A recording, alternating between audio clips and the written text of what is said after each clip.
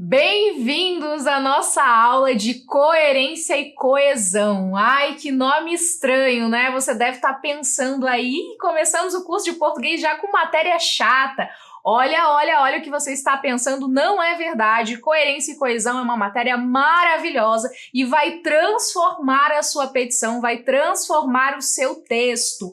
Porque um texto com coerência e coesão, meu amigo, é um texto fora do comum, pois você vai perceber que muitos cometem, inclusive advogados, erros aí de coerência e coesão nos seus textos. Então, já vamos aqui para a matéria. Sente-se bem aí na sua cadeira, pegue seu café, fique tranquilo e vamos começar então nossa primeira aula.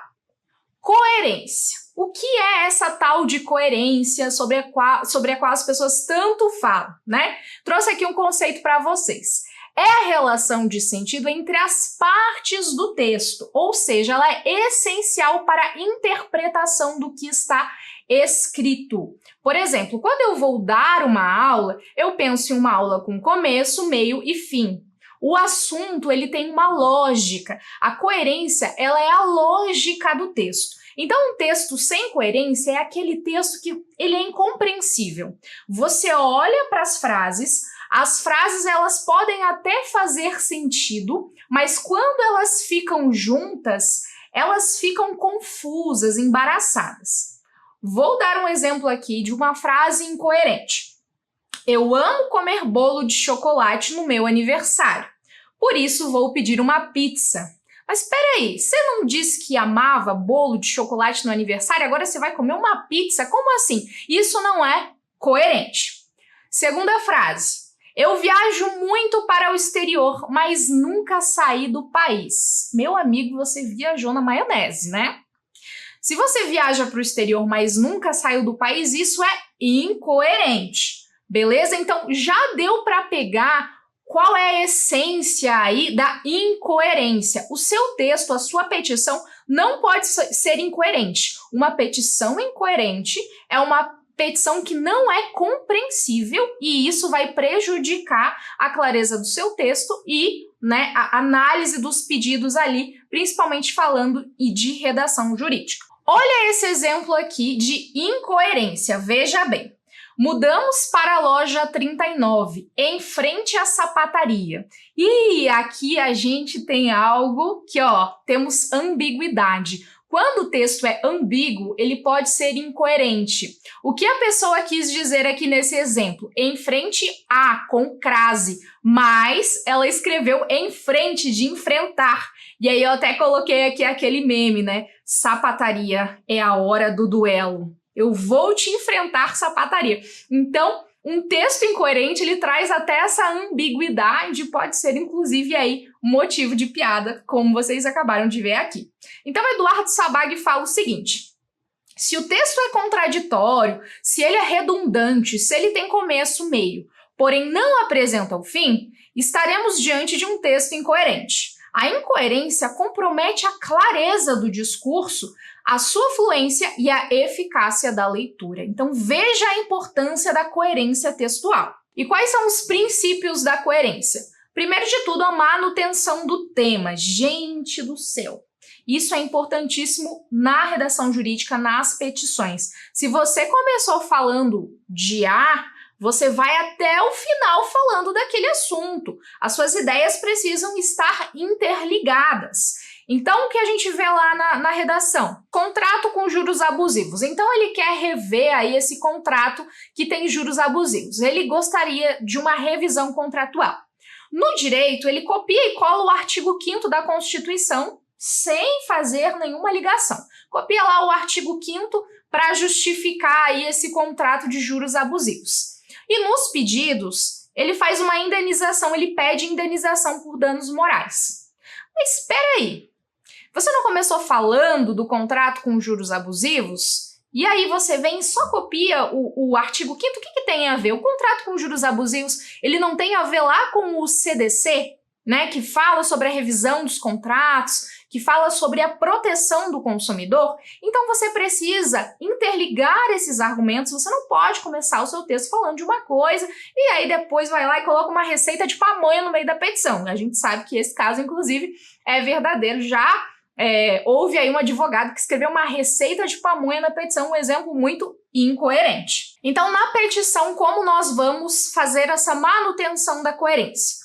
No começo, nós faremos os relatos dos fatos, a gente vai responder o que, quem, quando e como. Lá nos fatos da sua petição, você precisa responder o que, quem, quando e como. Lá na metade, no meio, no desenvolvimento, a gente vai fazer a exposição da tese e a argumentação que vai ter a ver com os fatos, tá? Não adianta você fazer uma argumentação genérica sem ligar essa argumentação aos fatos. No final, a gente vai trazer os pedidos e a gente vai fazer um fecho também, tá? Então, a gente vai retomar o que aconteceu e o porquê rapidamente e a gente vai pedir o que é necessário. A gente vai ter uma matéria aqui só de redação, só de prática jurídica e nessa matéria nós falaremos um pouquinho mais sobre essa questão do desenvolvimento da petição, tá? Por enquanto, só preciso que você visualize essa estrutura e comece a procurar essa estrutura, inclusive nas suas petições, de começo, meio, fim, tudo interligado, tudo com muita lógica, fazendo a manutenção do tema. E a coesão, meu povo? A coerência a gente já viu que é essa lógica do texto. E a coesão, o que é a tal da coesão? Olha o conceito que eu trouxe aqui do nosso queridíssimo professor Fernando Pestan. Coesão é a ligação entre as partes do texto, palavras, expressões, frases, parágrafos, por meio de determinados elementos linguísticos. E nós veremos que esses elementos linguísticos podem ser pronomes, podem ser conectivos, entre outros. Daqui a pouquinho você vai se familiarizar com esses nomes técnicos, tá? Ao longo do curso eu vou explicando cada um, mas por enquanto não se preocupe, a gente só está pensando em coesão. Vou dar um exemplo para ficar mais claro. O aluno organizou a festa da turma. Não foi à festa, passou mal. Uma frase sem nenhuma coesão. A gente tem 3 frases separadas aqui e agora eu quero ligar essas frases, eu quero ligar essas ideias. O aluno organizou a festa da turma, mas não pôde ir porque passou mal. Ou seja, essas palavrinhas, o mas e o porquê, elas ligam as ideias. Percebe como o texto fica com coesão? Ele fica muito mais inteligível, ele faz mais sentido, ele fica com um ritmo bom de leitura. Então a gente vai aprender a usar esses mecanismos de coesão aí para dar essa sensação no leitor e o seu texto ficar nota 10. Um texto, ele pode sim ser coerente e não ter coesão, porque, como eu disse, a coesão é essa ligação, né, entre as frases, entre as palavras, entre os parágrafos. Veja esse exemplo aqui de Carlos Drummond de Andrade. Casas entre bananeiras, mulheres entre laranjeiras, pomar, amor, cantar. Um homem vai devagar, um cachorro vai devagar, um burro vai devagar, devagar as janelas olham. Eita vida besta, meu Deus! Não temos nenhum elemento coesivo aqui, mas é um texto coerente, porque essas ideias, elas conseguem, né, nos fazer imaginar essa cidadezinha qualquer, uma cidadezinha qualquer. Então tem casas ali entre as bananeiras, uma cidade do interior, né, tem as mulheres entre as laranjeiras. Você consegue imaginar, mas perceba que não há nenhum elemento coesivo, a gente não tem um mas, um porquê, um onde, não, as ideias não estão amarradas, mas isso, é claro, a gente vem mais para o sentido da poesia. No nosso texto, esse curso ele é voltado, né, para o português jurídico, para a redação jurídica, nós vamos utilizar os elementos coesivos. Estou mostrando isso aqui porque eu quero que você tenha consciência e que você tenha uma visão mesmo da diferença entre a coerência e a coesão. Outro exemplo aqui de coesão. Agora esse destacando os elementos coesivos em vermelho, tá? Preste atenção. Quando fazemos de tudo para que nos amem e não conseguimos, resta-nos um último recurso: não fazer mais nada. Por isso, digo, quando não obtivermos o amor, o afeto ou a ternura que havíamos solicitado, melhor será desistirmos e procurar mais adiante os sentimentos que nos negaram. Não fazer esforços inúteis, pois o amor nasce ou não, espontaneamente, mas nunca por força de imposição. Perceba nesses trechos em que eu dei um tom na minha voz, que são esses elementos coesivos. Então a gente tem o quando, o por isso, o que, o pois, o mas. Todas essas palavras, elas ligam as frases, as ideias e fazem o texto ter mais fluidez, mais sentido. Pegou aí? Então vamos agora aos mecanismos de coesão. Vou fazer uma breve introdução e depois, ao longo desse módulo, nós vamos estudar separadamente os mecanismos de coesão mais utilizados na redação jurídica e os que mais causam dúvidas e erros também. Então a gente tem o que chamamos na língua portuguesa de anáfora. Você não precisa decorar esses nomes, lembrando que o nosso curso ele é um curso prático, então nós veremos apenas o que a gente se debruça no dia a dia, né, no dia a dia do advogado, principalmente, do profissional do direito. Não veremos todos os aspectos da língua portuguesa, até porque seria quase impossível aqui, né? Então você não precisa se preocupar com esses nomes técnicos, mas eu quero que você entenda. Chega de ficar decorando, eu quero que você entenda. Então, anáfora. Esse recurso de mecanismos de coesão, o que ele vai fazer? Ele vai retomar ideias já apresentadas. E a catáfora, ela vai fazer o quê? Ela vai apresentar outros elementos no texto. E isso parece um pouco complicado, mas é simples demais. Nós fazemos isso diariamente. Em quase todas as frases aí a gente está retomando ou apresentando simples, tá? Vou dar um exemplo aqui para ficar mais claro. O Brasil e os Estados Unidos são países que conservam certo grau de preconceito, mas lá chega a ser pior do que aqui. Esse lá está retomando.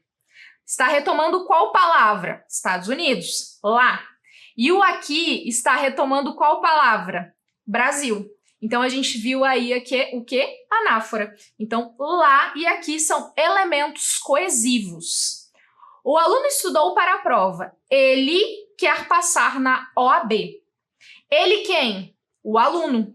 Opa, esse ele está retomando a palavra aluno. Logo, ele é um mecanismo de coesão. Os mecanismos de coesão, eles deixam um texto muito bonito, porque você evita a repetição. Imagine se eu escrevesse: o aluno estudou para a prova, o aluno quer passar na OAB. Em vez de eu repetir a palavra aluno, eu coloco o ele, que vai fazer essa retomada sem repetir, vai deixar o texto muito mais bonito, com coesão. O problema do mundo é este, : a falta de empatia. Este está introduzindo uma ideia. Lembra que eu falei da catáfora, que a gente vai introduzir uma ideia? Então, o ele faz, e aqui eu já dou uma prévia sobre o que iremos falar na próxima aula, tá? Então, ele está introduzindo uma ideia. Agora, imagine que eu falar o seguinte: não há empatia. Esse é o problema do mundo. Esse é o problema do mundo. Qual é o problema do mundo? Não há empatia. Então, perceba que o EC com 2 S's, ele vai ser um elemento que vai retomar.